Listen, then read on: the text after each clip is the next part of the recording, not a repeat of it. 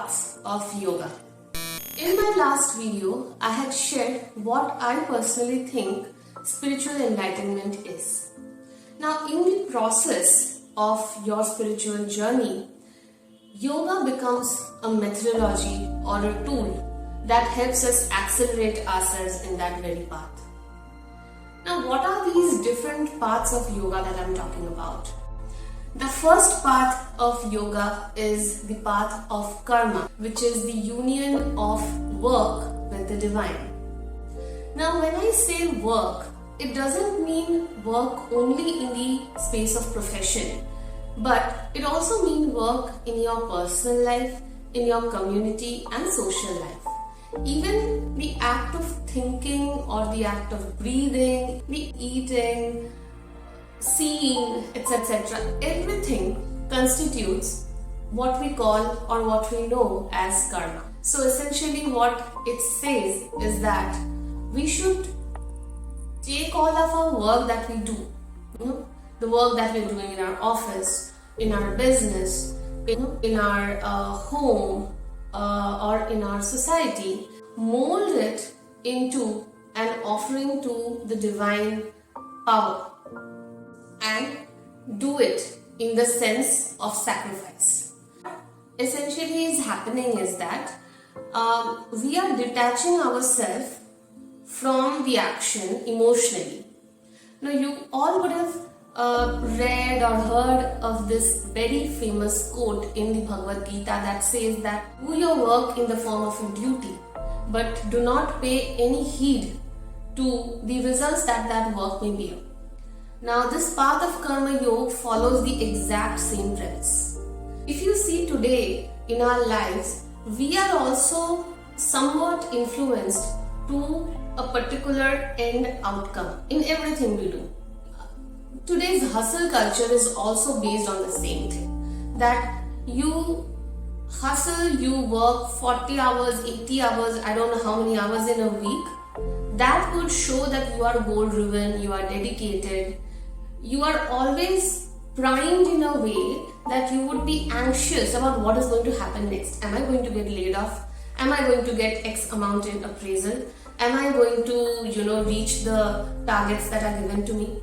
And when people try to sway themselves out of this rat race, that also becomes extreme, because then we withdraw ourselves completely from the world of action and we start to procrastinate, we become lethargic, we start to walk in a path that doesn't lead anywhere. So karma yoga is the middle path basically, which promotes that you do your work with the utmost dedication in the best efficient possible way that is there, but do not care about the outcomes. Do not only focus on the outcome. Instead of that, use your work as a tool to accelerate yourself in the spiritual journey. Now, it doesn't mean that you only have to do selfless work. It doesn't mean that you have to be part of a charity. Of course, if you do that, it's very good that you do. But even if you're part of corporate, even if you're part of a very competitive, goal-driven profession, even in those professions, you can follow this path, which would ensure that you are doing your work with utmost care, and then once the work time is over, you close your laptop or you close your books, you close your phone, and you are done.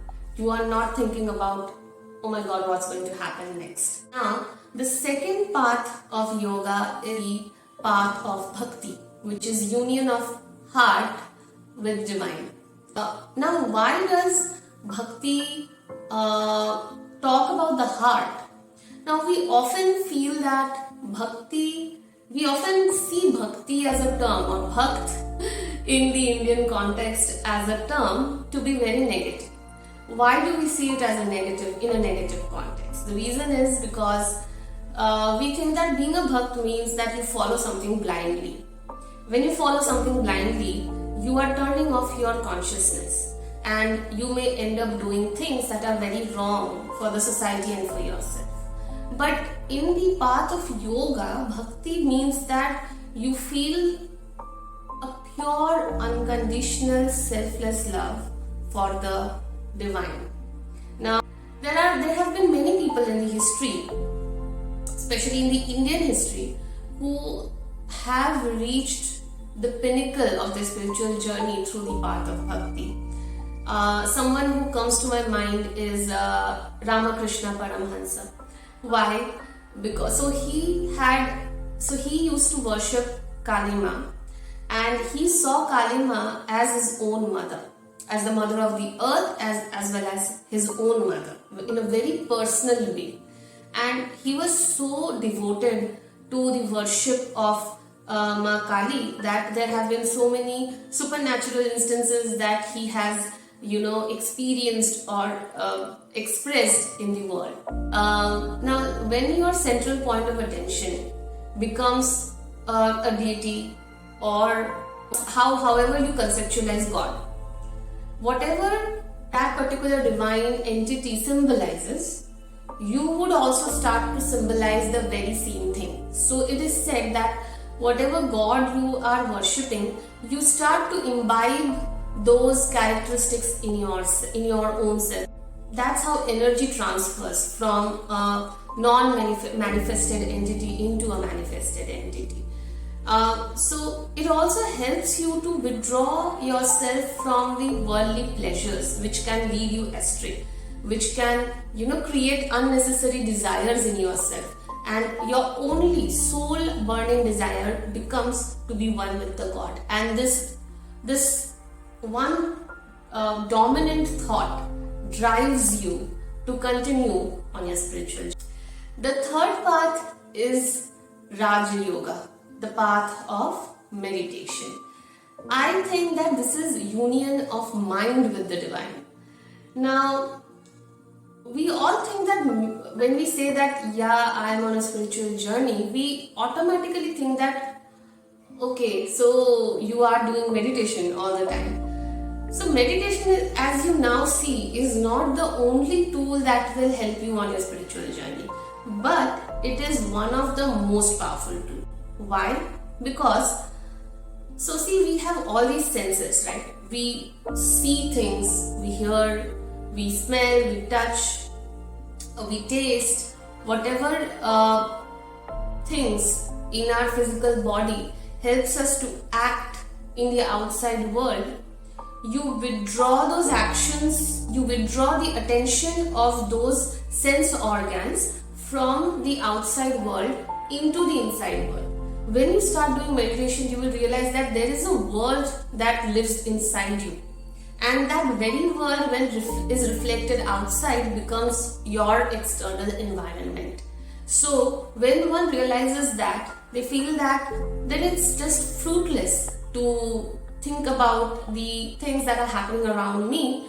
Instead, I should think about things that are happening within me. So through the power of meditation, you would be able to realize your true self, which is pure conscious awareness.